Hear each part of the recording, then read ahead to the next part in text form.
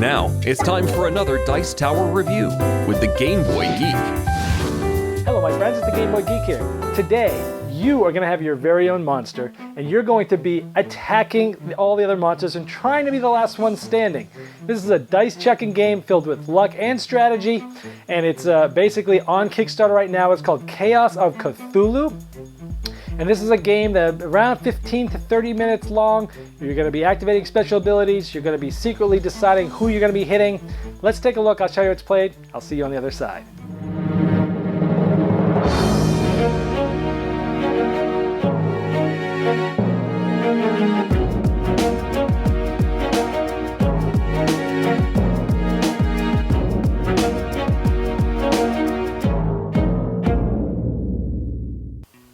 Here's a setup for 4 players of Chaos of Cthulhu, and I must say this is a Kickstarter preview, so the components you see here are prototype material. There is going to be a lot of changes to the way things look and feel for the final game.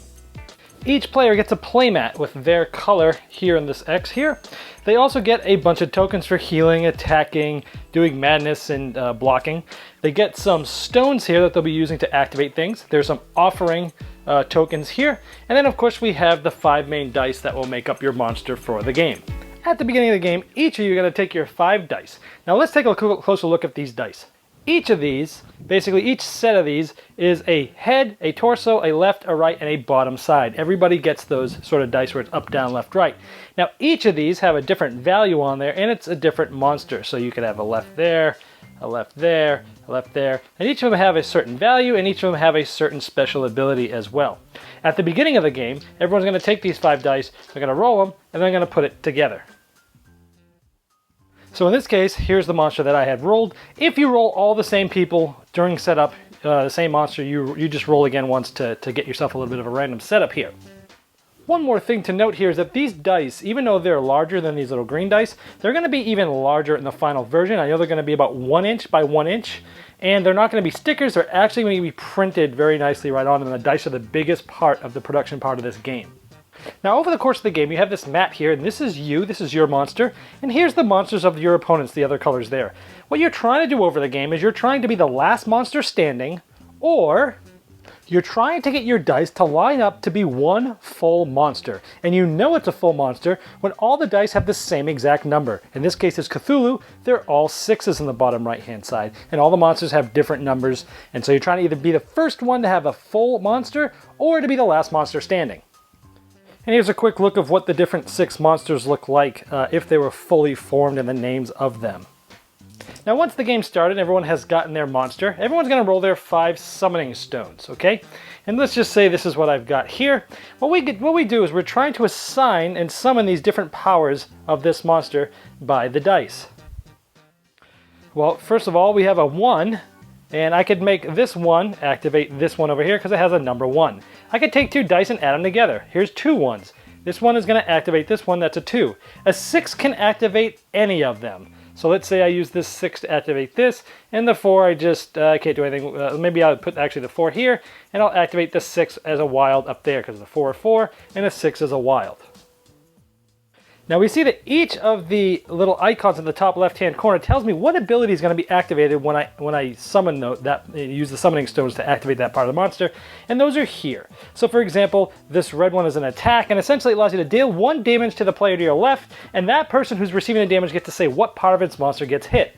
Madness allows you to deal 1 damage to any player in any part of the body that you get to choose.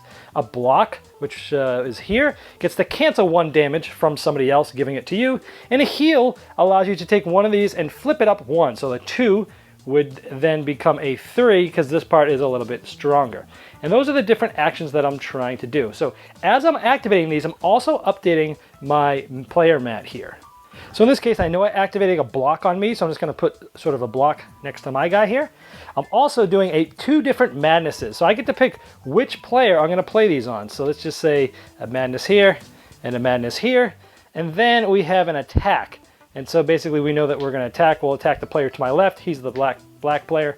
We'll do that attack there, and that's it. Now, everyone can see where I'm placing these green dice, but they won't be able to see where I'm placing these tokens, because it says in the final game there'll probably be some sort of shield or something here. So people can see what you're going to activate, but they can't always tell exactly who you're hitting, say for the madness tokens per se.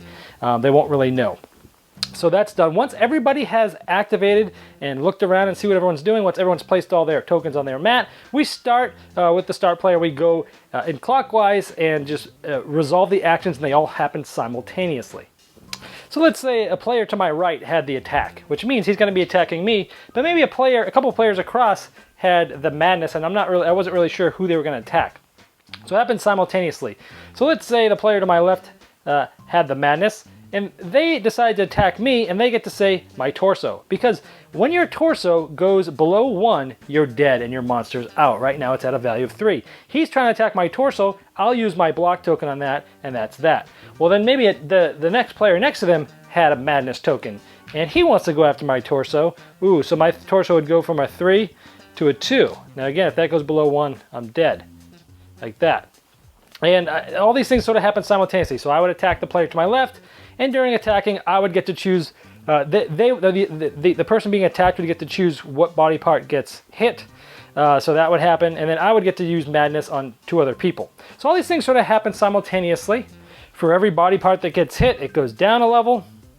And for every body part that I heal, would go up a level. So this would go to a 3. Now remember that as you go up, the different values that you're going to have to use next round. So basically, once everyone's actions has been resolved, we go to the next round where we are essentially rolling the summoning stones again. We're putting them around to see how they activate, and we're doing this again and again. This will continue until everyone's dead except one person, and by dead I mean their torso goes below a number of 1, or until one person has made it so that they are one complete monster. In this case, this monster is a complete Cthulhu there. Now, there is one more thing. There are these 3 offering stones that you start the game with. And there's 3 different ways to use these stones. One is at the beginning of the game, if this is what I rolled for my monster, I have a really weak torso. As we know, if that drops below 1, I'm dead. I can use one of the stone and spend it and re-roll all my dice as my monster. If I'm not happy with my summoning stones, I can spend one of these to roll all or any amount of these dice during the middle of the round as you're going through and rolling those. You can also use this to cancel any 1 damage against you when you're resolving all the damages.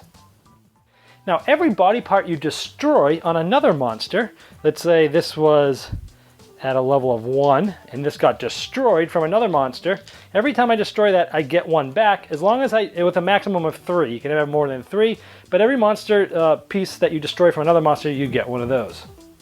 So that's it in the game. You're rolling the dice, you start with your monsters, you're trying to activate them over the game, you're trying to strategize and figure out who should you hit, who's close to being dead, which monster can you possibly kill so you can get one of these cool stones that allow you to do special things, which ones are you going to try to heal to move up, because maybe you can try to win and have all monsters the same.